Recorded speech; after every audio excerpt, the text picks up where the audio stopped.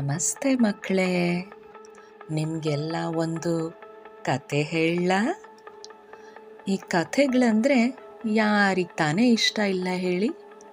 ಕಥೆಗಳು ತುಂಬ ಸ್ವಾರಸ್ಯಕರವಾಗಿರುತ್ತೆ, ಉತ್ಸಾಹಕರವಾಗಿರುತ್ತೆ, ಕುತೂಹಲ ಹೆಚ್ಚಿಸುತ್ತೆ, ಆಯಾಸನ ದೂರ ಮಾಡುತ್ತೆ. ಈ ಕಥೆಗಳು ಹೇಗೆ ಹುಟ್ಕೊಂತು ಅನ್ನೋದಕ್ಕೆ ಕೂಡ ಒಂದು ಕಥೆ ಇದೆ. ಆ ಕತೆ ಹೇಳಲಾ? ನಾವು ಕೇಳಿರೋ ಕಥೆಗಳು ಲೆಕ್ಕವಿಲ್ಲದಷ್ಟು.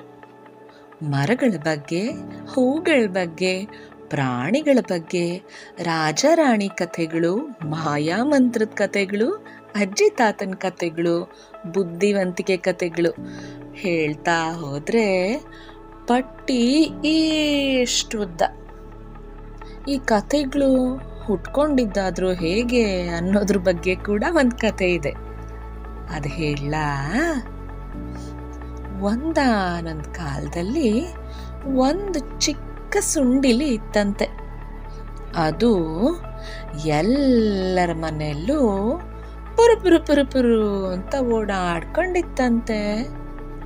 ಗೋಡೆಗಳ ಸಂದಿಯಲ್ಲಿ ಬಚ್ಚಿಟ್ಕೊಂಡು ಅಲ್ಲಿ ಕೇಳೋ ಕತೆಗಳನ್ನ, ನೋಡಿದ ಕತೆಗಳನ್ನ ಒಂದು ಬಿಡದಂತೆ ತನ್ನಲ್ಲೇ ಇಟ್ಕೊಂಡಿತ್ತಂತೆ. ಆ ಸುಂಡಿಲಿಗೆ ಕಥೆಗಳು ಅಂದರೆ ಬಹಳ ಪ್ರೀತಿ ಇತ್ತಂತೆ. ಕಥೆಗಳನ್ನೆಲ್ಲ ಭದ್ರವಾಗಿ ಒಂದು ಮರದ ಕೆಳಗಡೆ ಗುಂಡಿಯನ್ನು ತೋಡಿ ಬಚ್ಚಿಟ್ಟಿತ್ತಂತೆ.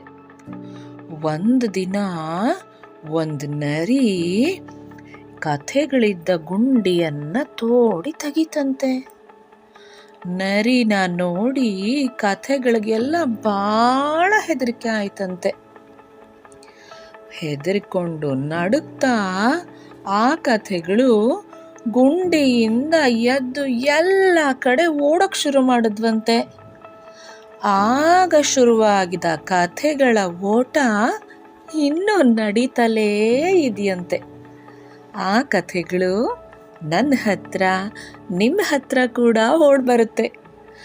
ಅಲ್ಪ ಸ್ವಲ್ಪ ಬದಲಾವಣೆ ಜೊತೆ ನಮ್ಮಿಂದ ನಮ್ಮ ಗೆಳೆಯರಿಗೆ, ನಮ್ಮ ಬಂಧು ಮಿತ್ರರಿಗೆ ಎಲ್ಲರವರೆಗೂ ತಲುಪುತ್ತೆ. ಈ ರೀತಿ ಕಥೆಗಳು ಕಾಲದಿಂದ ಕಾಲಕ್ಕೆ ನಿಲ್ಲದೆ ಓಡ್ತಾನೆ ಇರುತ್ತಂತೆ. ಹೀಗೆ ಓಡಿ ಓಡಿ ಬಂದ ಕಥೆಗಳಲ್ಲಿ ಸ್ವಲ್ಪ ಕಥೆಗಳನ್ನು ನಾನು ನಿಮಗೂ ಹೇಳ್ತೀನಿ, ಕೇಳ್ತೀರಲ್ಲ? ಇನ್ನೊಂದು ಕತೆ ಹೇಳಲಾ?